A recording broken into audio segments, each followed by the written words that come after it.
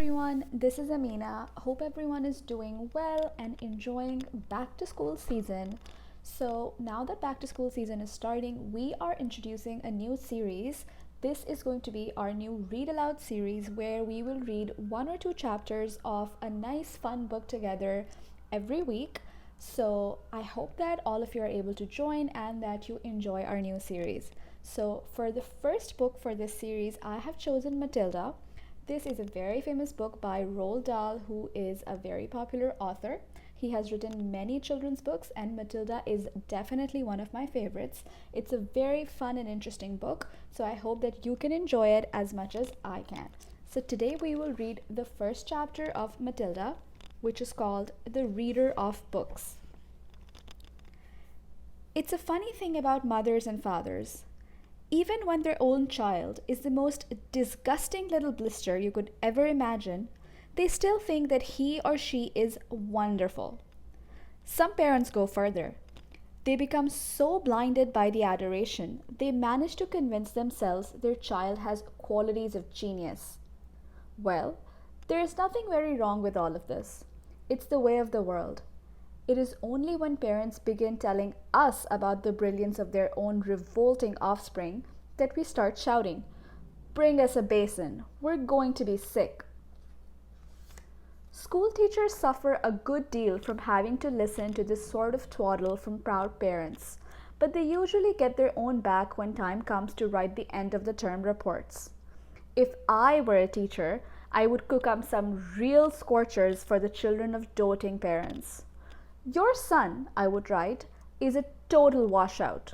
I hope you have a family business that you can push him into when he leaves school because he sure as heck won't get a job anywhere else." Or if I were feeling lyrical that day, I might write, "It is a curious truth that grasshoppers have their hearing organs in the side of their abdomen.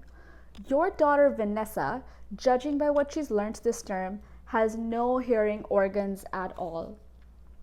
I might even delve deeper into natural history and say, "The periodical cicada spends 6 years as a grub underground, and no more than 6 days as a free creature of sunlight and air. Your son Wilfred has spent 6 years as a grub in the school, and we are still waiting for him to emerge." A particularly poisonous little girl might sting me into saying, "Fiona has the same glacial beauty as an iceberg, but unlike the iceberg, she has absolutely nothing beyond the surface." I think I might enjoy writing end of reports for the stinkers in my class. But enough of that. We have to get on. Occasionally, one comes across parents who take their opposite line, who show no interest at all in their children. And these, of course, are far worse than the doting ones. Mr. and Mrs. Wormwood were two such parents. They had a son called Michael and a daughter called Matilda, and the parents looked upon Matilda as a particular nothing more than a scab. A scab is something you have to put up with until the time comes when you can just pick it up and flick it away. Mr. and Mrs. Wormwood looked forward enormously to the time where they could pick their little daughter off and flick her away, preferably into the next country, or even further than that. So I'm just going to pause here for one quick second. So it seems like our parents are not very fond of Matilda, but probably do like Michael. So let's see what's going on next. It is bad enough when parents treat ordinary children as though they were scabs and bunions, but it becomes somehow a lot worse when the children in question is extraordinary. And by that I mean sensitive and brilliant. Matilda was both of these things. But above all, she was brilliant. Her mind was so nimble that she was quick to learn that her ability should have been obvious even to the most half-witted of parents. But Mr. and Mrs. Wormwood were both so gormless and so wrapped up in their own silly little lives that they failed to notice anything unusual about their daughter. To tell the truth, I doubt they would have even noticed if she crawled into the house with a broken leg. Matilda's brother Michael was perfectly normal, but the sister, as I said, was something to make your eyes pop. By the age of 1.5, her speech was perfect, and she knew as many words as most grown-ups. The parents, instead of applauding her, called her a noisy chatterbox and told her sharply that small girls should be seen and not heard. By the time she was 3, Matilda had taught herself to read by studying newspapers and magazines that lay around the house. At the age of 4, she could read fast and well, and she naturally began hankering after books. The only book in the whole of this enlightened household was something called Easy Cooking, belonging to her mother, and when she had read this from cover to cover, she had learned all the recipes by heart. She decided she wanted something more interesting. So let's pause for one more second right here. So it seems that Matilda is this really brilliant and genius girl who loves reading and has learned how to read by the age of 4, which is pretty impressive. Apparently, her parents are not very impressed by that genius quality. So let's see what happens next. "Daddy," she said, "do you think you could buy me a book?" "A book?" he said. "What do you want a flaming book for?" "To read, Daddy." "What's wrong with the telly, for God's sake?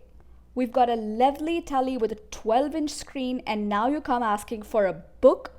You're getting spoiled, my girl." Nearly every weekday afternoon, Matilda was left alone in the house.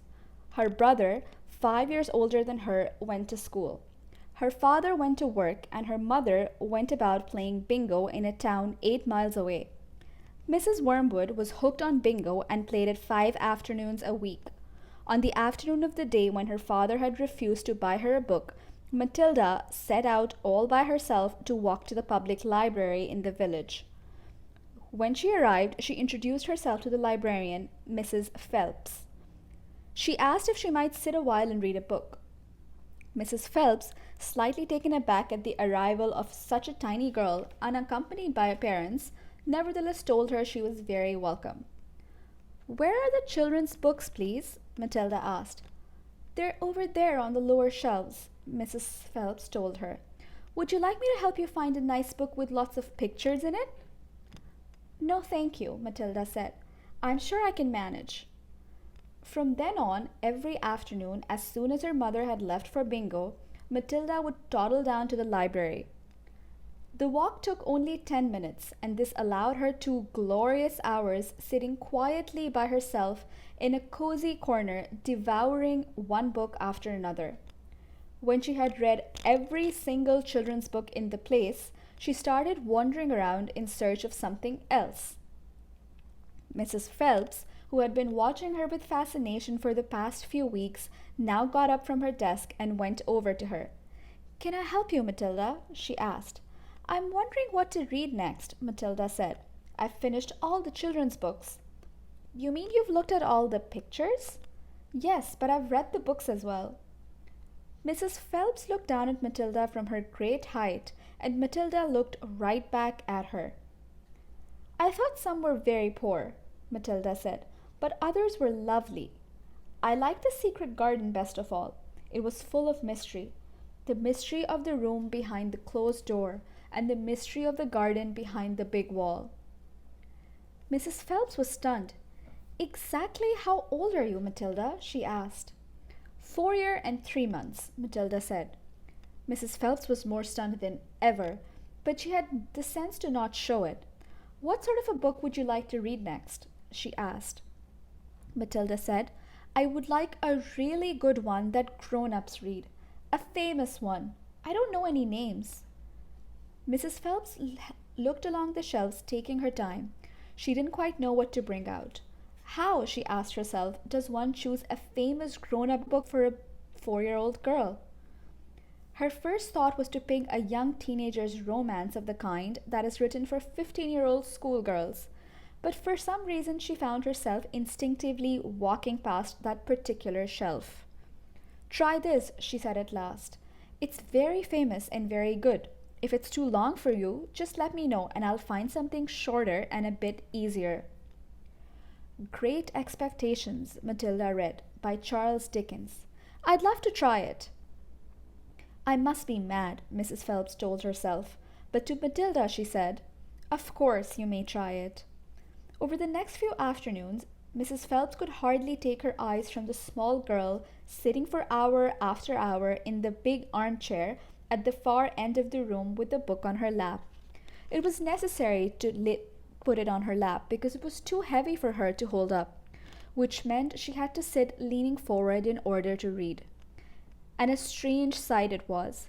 This tiny, dark-haired person sitting there with her feet nowhere near touching the floor, totally absorbed in the wonderful adventures of Pip and Mrs. Havisham, and the cobwebbed house, and the spell of magic that Dickens, the great storyteller, had woven with his words. The only movement from the reader was the lifting of a hand every now and then to turn over a page, and Mrs. Phelps always felt sad when the time came for her to cross the floor and say, "It's 10 to 5, Matilda." During the first week of Matilda's visits, Mrs. Phelps had said to her, "Does your mother walk you down here every day and then take you home?" "My mother goes to play bingo every afternoon," Matilda had said. "She doesn't know I come here." "But that's surely not right," Mrs. Phelps said. "I think you better ask her." "I'd rather not," Matilda said. "She doesn't encourage reading books, nor does my father." "But what do you expect? What do they expect you to do every afternoon in an empty house?" "Just mooch around and watch the telly." "I see," said Mrs. Phelps. "She doesn't really care what I do," Matilda said, a little sadly. Mrs. Phelps was concerned about the child's safety on the walk through the fairly busy village high street and the crossing of the road, but she decided not to interfere. Within a week, Matilda had finished Great Expectations, which in that edition contained 411 pages. "I loved it," she said to Mrs. Phelps. "Has Mr. Dickens written any others?" "A great number," said the astounded Mrs. Phelps. "Shall I choose you another?" Over the next 6 months, under Mrs. Phelps' watchful and compassionate eye, Matilda read the following books: Nicholas Nickleby, Oliver Twist, Jane Eyre, Pride and Prejudice, Gone to the Earth, Kim, The Invisible Man, The Old Man and the Sea, The Sound of the Fury, The Grapes of the Wrath, The Good Companions, Brighton Rock, Animal Farm. Oh my god, I just got tired reading that list out. I'm really impressed by how much Matilda can read. Anyway, let's continue reading. It was a formidable list, and by now Mrs. Phelps was filled with wonder and excitement. But it was probably a good thing that she did not allow herself to be completely carried away by it all. Almost anyone witnessing the achievements of this small child would have been tempted to make a great fuss and shout the news all over the village and beyond. But not so Mrs. Phelps.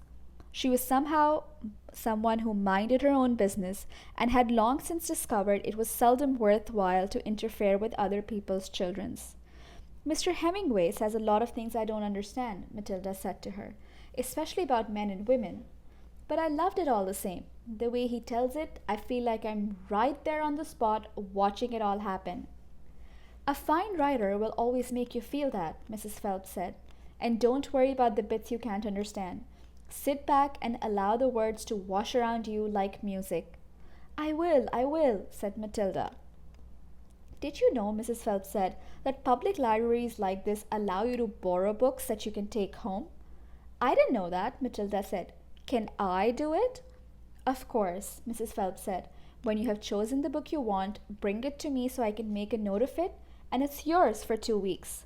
You can take more than one if you wish." From then on, Matilda would visit the library only once a week in order to take out new books and return the old ones. Her own small bedroom now became her reading room, and there she would sit and read most afternoons, often with a mug of hot chocolate beside her. She was not quite tall enough to reach things around the kitchen, but she kept a small book box in the outhouse which she brought in and stood on in order to get whatever she wanted. Mostly it was hot chocolate she made, warming the milk in a saucepan on the stove before mixing it. It was pleasant to take up a hot drink to her room and have it beside her as she sat in her silent room reading in the empty house in the afternoons. The books transported her into new worlds and introduced her to amazing people who lived exciting lives. She went on olden days sailing ships with Joseph Conrad. She went to Africa with Ernest Hemingway and to India with Rudyard Kipling. She traveled all over the world while sitting in her little room in an English village. And with that, we have reached the end of chapter 1. Hope you guys enjoyed it. I am really excited to see what happens next with Matilda. It's been a long time since I've read this book, so I'm excited to start rediscovering the genius of Matilda with you guys. So in our next video, we will read chapter 2. Until then, if you want to get in touch with us, send us a message, send us an email, and let us know what else you would like to read. Bye bye.